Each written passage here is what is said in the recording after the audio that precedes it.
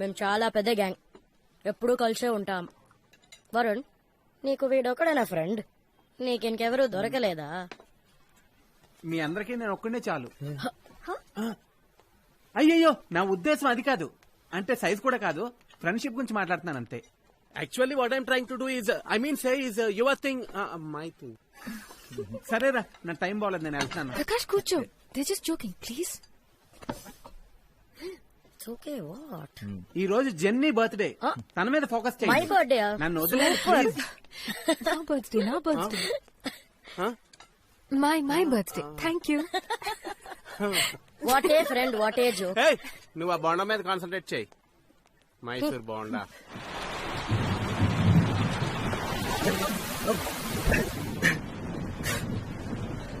వర్షం భయంకరంగా పడుతుంది.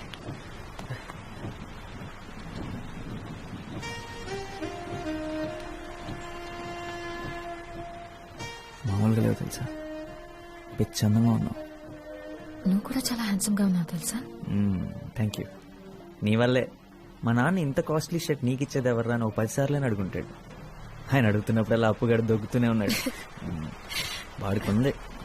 నేనే ఇచ్చానని మీ నాన్నగారితో చెప్పొచ్చు కదా.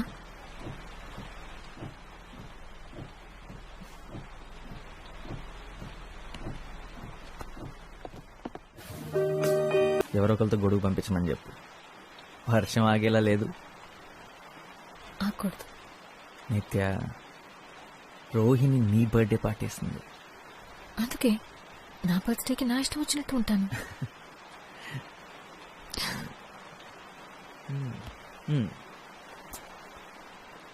సరే, నీ ఇష్టం, ఏదైనా మాట్లాడు. I love you Varun. Please Varun, నువ్వేంటో నీకు తెలుసా? నువ్వు తర్వాత ఏం చేద్దాం అనుకుంటున్నావో నీకు తెలుసా? నాకు ఇంకా 1 year ఉంది.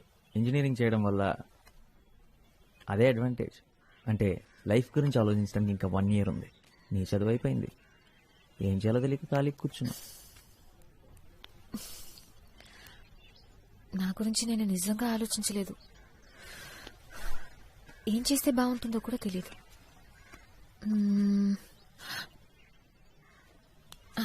యాక్చువల్లీ నాకు తెలుసు, ఒకే ఒకటి. నువ్వు. నిన్ను చూడాలి, నిన్ను కలవాలి రోజు. నాకింకేం అక్కర్లేదు. నిజం, నీకన్నా నా లైఫ్లో హ్యాపీనెస్ ఇచ్చేవి ఏవీ లేవు. ఓ ఎడిన్బర్గ్. మీ డాడీకి 3 కూతురులకి బాడీ గార్డ్ ఏం అక్కర్లేదా? నేను రానా? ఉంటే బాగుండేదిరా. విద్యాక రాకపోయి ఉంటే నిన్నెలాగోలాగా తీసుకెళ్లేదాన్ని. నిజంగా ఎంత ఆలోచించానో తెలుసా. కానీ అక్కుంటే కష్టం, కలవడమే కుదరదు. వాడాలి మిస్ యూరా. నేను కూడా నిన్ను మిస్ అవుతాను రా. ఏం చేయాలో తెలియడం లేదు నాకు. అయితే వచ్చే నా దగ్గరికి త్వరగా. పోనీ ఒక పని చేస్తావా? అదే ఎడిన్బర్గ్లో ఒక అమ్మాయి ఉంది. అమ్మాయి కోసం ఒకడు పిచ్చోడు అవుతున్నాడని చెప్పు. కొంచెం త్వరగా రమ్మని చెప్తావా? చెప్తా. నీ దగ్గరికి త్వరగా పంపిస్తాను.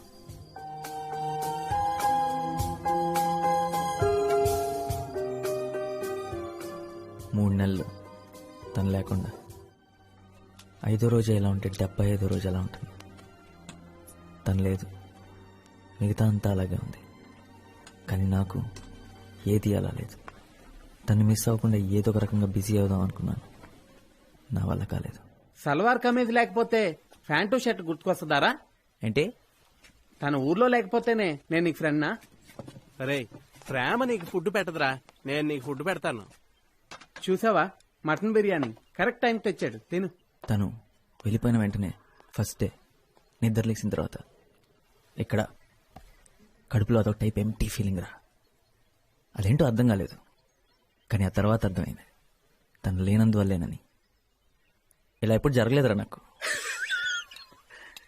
ఇది లవ్ ఫీలింగ్ కాదురా, క్యాష్ ఫీలింగ్. మన కాలేజీ బయట బాబా హోటల్లో డైలీ తింటే ఇలానే ఉంటుంది. నీ ఒక్కడికే కాదు, అందరికి ఇలా అనిపిస్తుంది.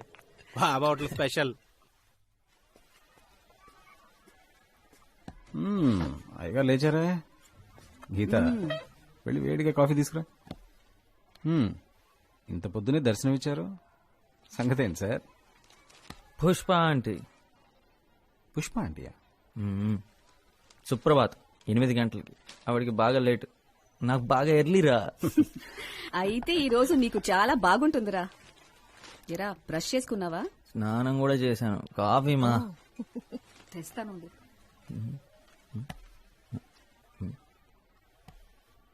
నాన్న, ఏంటి మ్యాటర్? ఇంటర్వ్యూ. ఇంటర్వ్యూ ఇవాళ సండే కదా. ఈ జాబ్ సెట్ అవ్వలేదా? ఓ, 295 సొల్యూషన్స్ వాళ్ళు ఆల్రెడీ పీకేశారా? సరే, ఇంటర్వ్యూ దేనికోసం? చాలా ముఖ్యమైన దానికోసం. అమ్మా,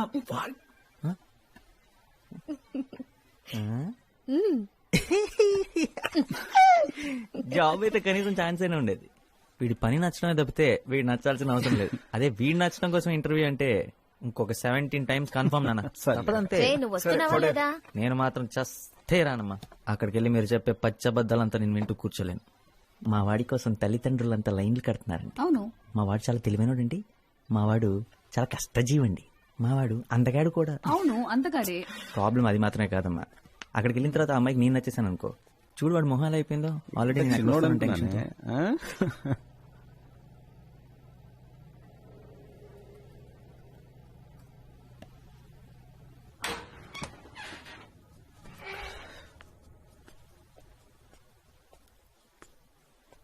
రే, అందరూ ఏరి. నాన్నగారు స్కూటర్ కూడా కిందే ఉంది. అందరు ఇంటికి ఎప్పుడో వచ్చేసారు. Something wrong.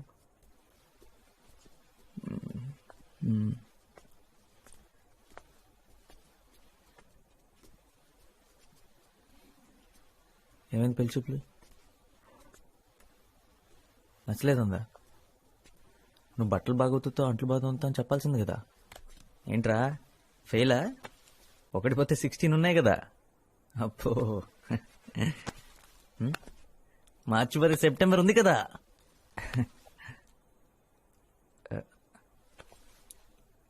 ఆ అమ్మాయి నీకు తెలుసు అనుకున్నా. నా తప్పేరా. నాతో కలిసి ఆఫీస్లో పనిచేసే అమ్మాయి. నేను తను ఇష్టపడ్డాను, తను నన్ను కూడా. అమ్మతో చెప్పా, నాతో కూడా నేనే అన్నా వాళ్ళ ఇంటికి వెళ్ళి మాట్లాడదామని. ప్రాబ్లమ్స్ ఏ లేవనుకున్నాను. వాళ్ళేదో మన నుంచి ఎక్స్పెక్ట్ చేస్తారు, నేను అనుకోలేదు. ఆ అమ్మాయి కంటే 20,000 నా శాలరీ ఎక్కువేరా. వాళ్ళ నాన్న అలా మన ఫ్యామిలీ స్టేటస్ గురించి మాట్లాడుతున్నప్పుడు నుంచుని చూస్తూ ఉంది. ఈ ఇంటిని, నిన్ను, అప్పుని అందరినీ యాక్సెప్ట్ చేసే అమ్మాయి నాకు కావాలి. ఆ అమ్మాయి గురించి నేను ఆలోచించట్లేదురా. నాన్నను బాధ పెట్టాను, అదే ఫీల్ అవుతున్నారా.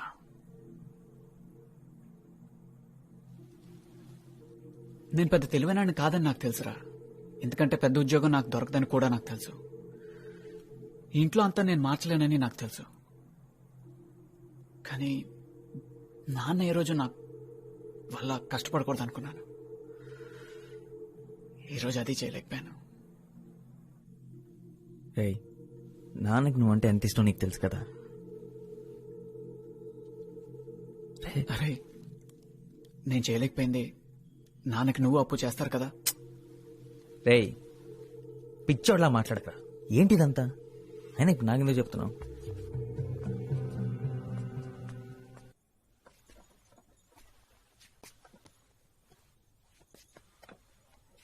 అమ్మా, ఇప్పుడు ఏం జరిగిందనమ్మా? హరీష్తో మాట్లాడావా? వాడికే ఏం చెప్పాలో తెలియట్లేదు. వాడెంత బాధపడుతున్నాడో. మా వల్లే ఇదంతా. అసలు ఎప్పుడు ఆయన ఏవి అనరు, కానీ ఇవాళే మొదటిసారి అంతా తన వల్లే అంటున్నారు. మనం మంచి పొజిషన్లో ఉంటే బాగుండేదన్నారు.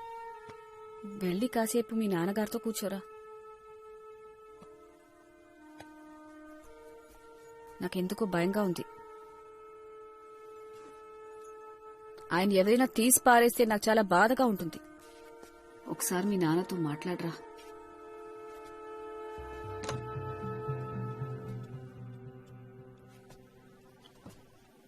రా వరుణ్.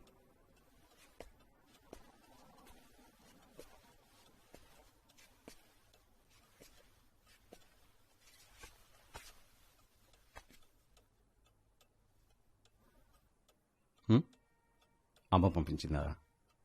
హ? ఒకటి గుర్తుంచుకోండి, నేనున్నది మిమ్మల్ని చూసుకోవడానికి రా, మీరు నన్ను చూసుకోవడానికి కాదు. ఏంటి నాన్న ఈరోజు జరిగింది మర్చిపోండి.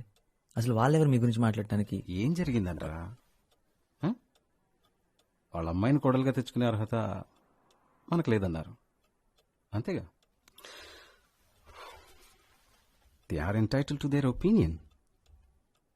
ఒక పెద్ద ఉద్యోగం చేసే అల్లుణ్ణి వాళ్ళు కావాలనుకుంటున్నందుకు, ఒకే ఫ్లాట్లో 3 కొడుకులతో ఇరుగ్గా బతికే కుటుంబాన్ని వాళ్ళు వద్దనుకుంటున్నందుకో నాకు వాళ్ళ మీద కోపం లేదు.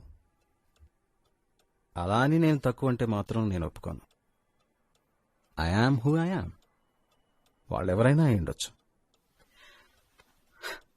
నా 3 కొడుకుల్ని మంచి మనుషులుగా పెంచానని గర్వంగా బతుకుతాన్రా.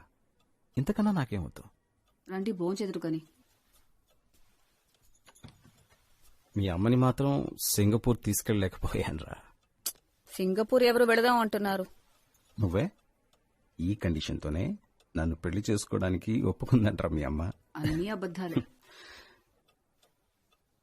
రే, హరీష్ పాపం చాలా ఫీల్ అవుతున్నాడురా. వెళ్ళి వాడితో కొంచెం మాట్లాడరా.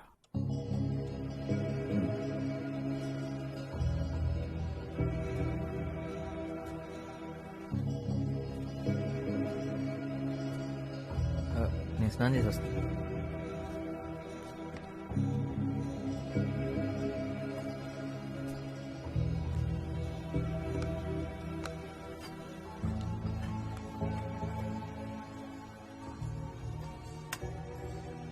అమ్మ బాధపడుతుందని అన్నయ్య, నాన్న బాధపడుతున్నాడని అమ్మ, అన్నయ్య బాధపడుతున్నాడని నాన్న. వాళ్ళు ఇంత బాధపడుతూ కూడా నేనేమనుకుంటానని నాకు ధైర్యం చెప్తున్నారు. నేనేం చేస్తున్నాను? ఇంతకాలం ఏం చేశాను? నాన్న, గత 10 ఏళ్లుగా మన ఇల్లు ఏమీ మారలేదన్న సంగతి నేను గమనించనే లేదు. దానికి కారణం మీరు. అదే స్కూటర్, అదే సోఫా, కాలు విరిగిపోయిన పేపర్ పెట్టి మేనేజ్ చేసిన అదే డైనింగ్ టేబుల్ నాకు కనపడలేదంటే మీరు నాకు కనపడనివ్వలేదు.